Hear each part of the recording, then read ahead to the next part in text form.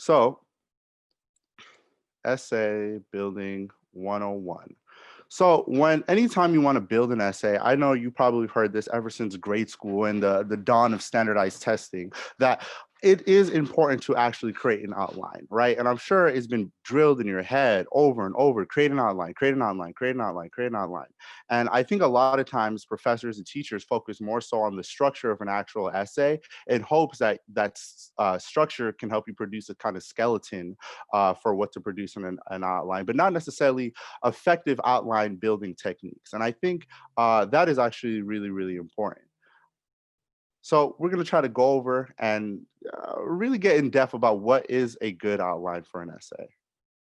So in order to answer that question in the first place, you need to understand what an outline actually is. So anytime you start your first draft for an essay, it is important to make an outline. So an outline is essentially a general plan of what you're going to be writing about. Comparing and creating an outline to draw plans to build is like kind of like building a house. So before you even build a house or construct any kind of building, you kind of want a roadmap of where you're going to go.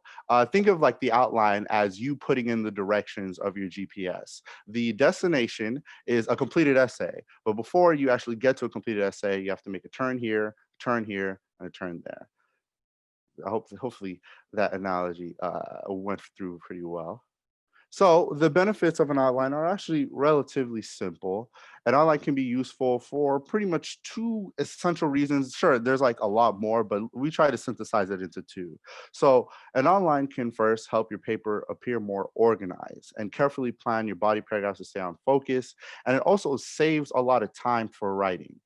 Preparing an outline can take time, but when you're finished, it'll allow you to quickly draft out your essay. But back when I used to do things like speech and debate, a lot of times you wouldn't want to write an entire essay wholesale, right? In the same way you wouldn't want to give an entire presentation directly what is like given on the slide verbatim.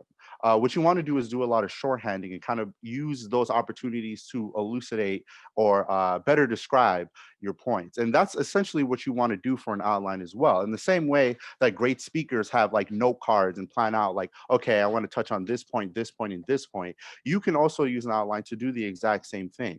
And I know there's plenty of people who either free write or people who just like, okay, I'm gonna put all my ideas on a sheet of paper. I want you to kind of think of that.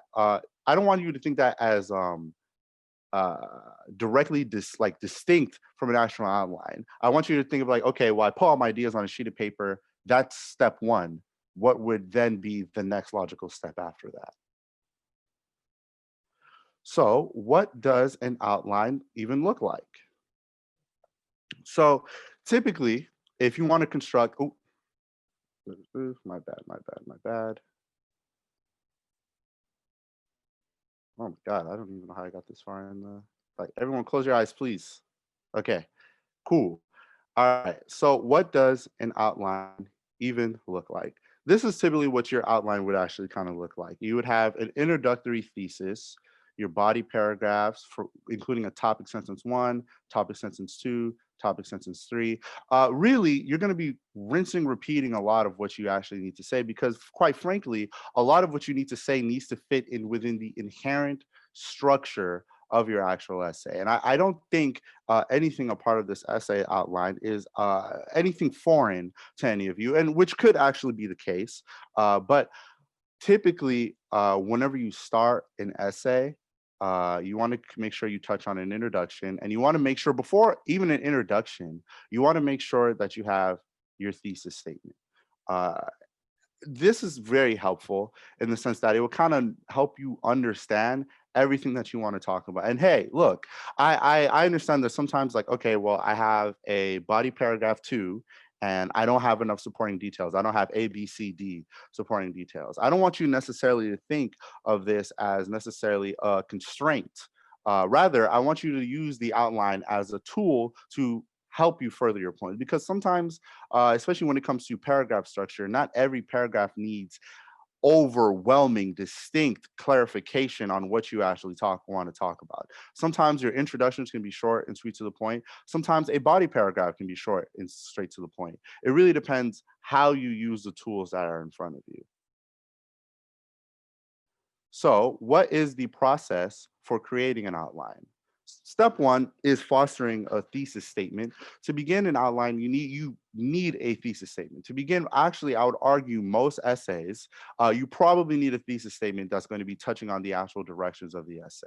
So this would necessarily be the guide throughout writing your essay. Now, I understand, when we use term specific phrases like thesis statement, I think it kind of scares off students a lot of the times. So I just want you to think of the thesis statement as the main idea of your argument, how directly answer whatever question the answer to whatever question is requested of you, or just the main idea of your essay. And I think just being like, okay, well, what do I want to talk about? I have an essay on police brutality.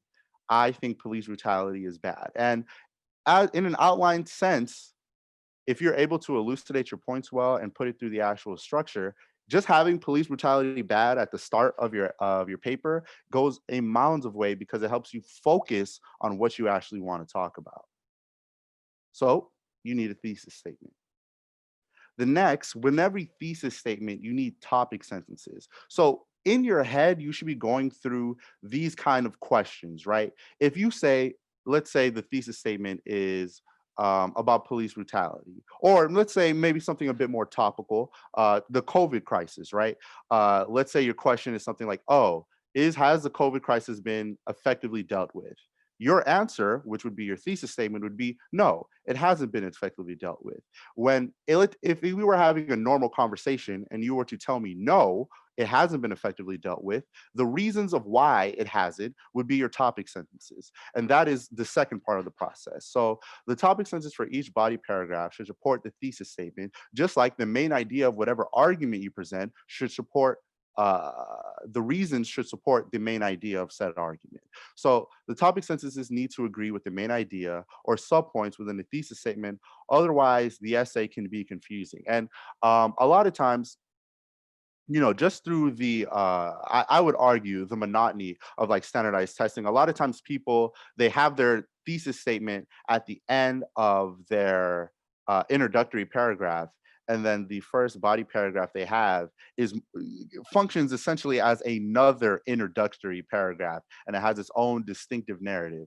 I think the way you should think about it is, if aesthetically saying, if someone at the end of their body paragraph says, well, this is the reason why something is really important, the next logical step would be that the first sentence you include would be the most important thing. And that is essentially what a topic sentence is. Before I get too deep, does anyone have any questions about anything I just said or talked about? If you want to mention. Okay, I don't see anything. So cool, cool. So essentially, this is a general structure, and you guys are free to copy this down, take a picture of it. I suggest copy it down, write it down, because that's the best way to remember it. This is the process of creating a topic sentence, right? Your thesis statement would be the core, and then the branching paths of why something could be true is topic sentence one, topic sentence two, and topic sentence three. That's literally just every single time I read a topic sentence, it should be a reason of why something is or is not true.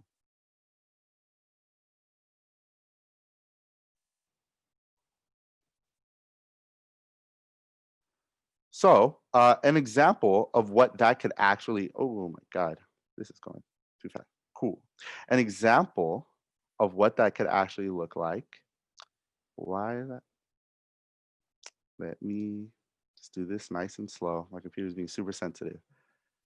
Again, an example of what that I could actually look like is right before you. A job interview can make or break your chances of getting your dream job.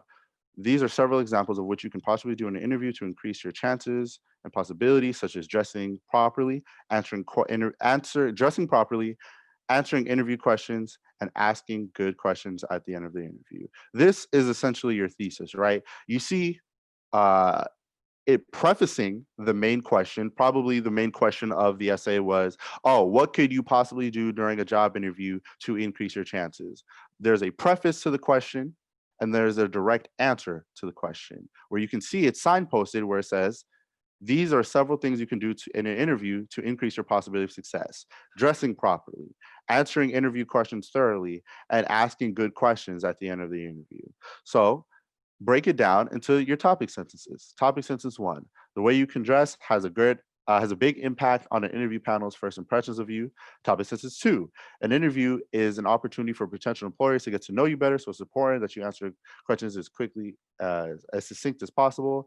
And topic sentence three: by preparing thoughtful questions for the end of the interview, you can show the panel that you have. Sorry, the chat is blocking that. Prepared for the interview and you want the job. These are ways that you can actually I hope it's vivid as possible here. What is and actually important within this, right? There is no external narrative. There is no metaphor at the beginning of it. There is not, and major points wrapped up in one. It is a direct answer to what the initial question was, or it is a better breakdown of what was mentioned in the thesis statement. And you can always see from these topic sentences, it leads right back into what is important within a thesis. So, before we get super deep, let's actually get to the introductory paragraph.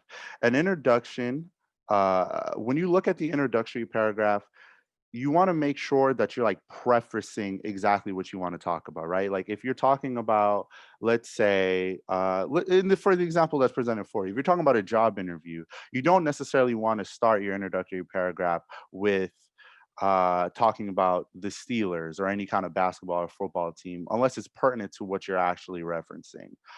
You're like in this instance, the introduction is just an extreme preface to what is going to be talked about in the thesis statement, which is dressing properly, answering interview questions thoroughly, and asking good questions at the end of the interview. So you have your introduction down, you have your topic sentences created. What exactly do I need to put within my supporting details? So under the topic sentences for each paragraph, you need to list supporting details, examples, or ideas you want to include within each paragraph. So, for example, for body paragraph one, the topic sentence is the way you dress can have a big impact on an interview panel's first impressions of you. Down below, beneath it, are examples of what you could possibly include within your topic, within your body, supporting details. I apologize. So, I kind of want you guys to put yourself within the mindset of your supporting details are just reasons why you're right. And I would argue that most of the supporting details that you approach needs some kind of analysis of why that's important. And I would further go on to say that like anytime you have something that's within your supporting details, the next logical thing that you should be thinking of is why is it important, right? So here, men and women should consider wearing dark suits. When you actually get to that in your essay, you don't want to write exactly that verbatim. Rather, you want to mention it as some sort of a tagline and then offer, okay, well, why do I think that's important? Well, they should wear dark suits because of this, this, and this. They should wear dark suits because of this study. They should wear dark suits because of this personal analogy or personal story that I found to be very important. They should be wearing dark suits because of this example. And this is essentially what your supporting details do. I know there's a lot of instances, you know, as you matriculate through college, that your professor is saying, hey, I do not want you to use first person. I do not want you to put in anything that's like I, me, blah, blah, blah. But that doesn't necessarily mean you cannot insert your own personal opinion. Some of the greatest authors of our time and some of the greatest researchers of our time oftentimes have very biased opinions, and their research oftentimes reflect their own personal bias as much as they don't want to. And the reason that is because there's a way to elucidate the point that you actually want to talk about without necessarily using those words like I, me. And this is the perfect opportunity to do so within your supporting details and giving a personal example. Oftentimes that's found within the personal examples you use, within the research you use. These are all the same way to kind of voice your opinion without actually voicing, hey, I'm the one who actually thinks so. Don't try to think of it as like so constricting of a structure. So another example, just an SI outline example as we continue going through it, is an interview is an opportunity for potential employers to get to know you better. So it is important to ask and answer each question as completely as possible. So you know the things that you want to touch on within this part is ask interviews to repeat questions you don't understand, take some time to think about the questions before you answer. Use a notebook to write down keywords in the interview, and some questions might be insightful. I think there is an easy pattern to identify within whenever you do something like this. And I also will further say that asking, using that extra step and not just saying, oh, just stating things verbatim and saying, oh, well, why is that important? Well, why is that important? Well, why is that important? I think can really help you break things down. Thus far, does anybody have any questions for me? I'm going to pull up the chat real quick about anything I talked about so far, introductions, body paragraphs, supporting details. If not, then I'm just going to keep steamrolling forward and we're going to try to get through this. Is that cool?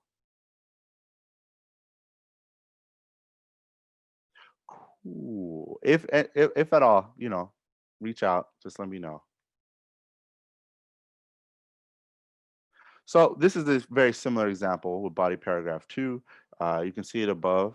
By preparing some thoughtful questions before the interview, you can show the panel that you have done, that you have prepared for the interview, and you want the job. You could also use this opportunity to touch on several things throughout the essay. And I know sometimes, just because you have supporting detail one, two, and three, doesn't necessarily mean you need to mention every single one of them within the actual process of your essay. This is more so just planning. You might just start writing and be like, okay, well, due to time constraints and due to word limit, I can't include this example. I would say try to figure out a way, if you can, to combine one or two supporting details to make sure they make sense if they are tangentially related to one another. Or rather, just don't feel afraid to cut some things out, right? Not everything is going to have the um, especially within any kind of word restraint, it's not going to be fully developed as much as you possibly think. That's why it's important to actually make sure you focus and hone in on the things that are actually important, which is what outlining is for. So please do not underestimate the importance of a good conclusion. A conclusion is, I would argue, just as important as an introduction. The way you always want to finish strong. That's something that's been like honed in on me ever since I was a child. Whenever you start something, you want to make sure you finish strong. So when it comes to actually constructing introduction and conclusion, that's another lecture for a different topic, obviously. However, I would say the kind of advice that I would give anyone who wants to construct a clear and focused conclusion paragraph is really always make sure it is related to the introductory paragraph. You don't want to start unless it's a narrative, but you don't want to start your essay saying, okay, well, the United States economic crisis has exacerbated these specific communities in abject poverty, and then end it talking about, well, that is why the Miami Heat should have won the 2020 championship. You want to make sure it's tangentially related. And yeah, it could make sense over the course of your essay. Oh, well, I see how he got here, but you want to make sure there's like at least a clear sight line of logical reasoning between first reason, second reason, like introduction, first reason, second reason, third reason, conclusion. You want to make sure it's all at least somewhat related. And the example that's provided here is an excellent interview as a gateway to your ideal career.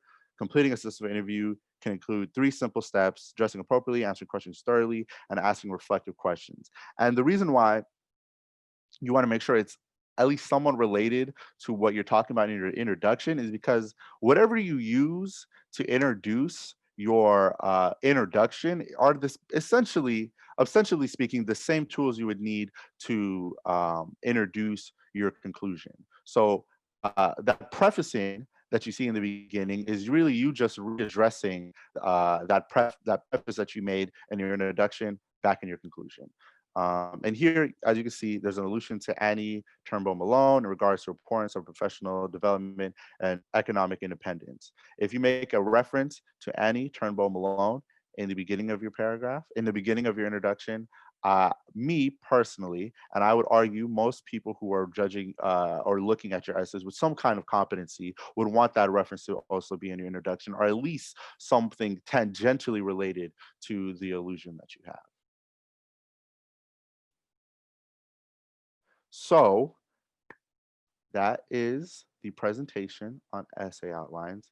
I really appreciate you guys kind of giving me your time. If you guys want to make an appointment with me or any of my other peers, please, I urge you to make an appointment at famuinsight.simplicity.com/WRC or send an email at wrc.famu.edu.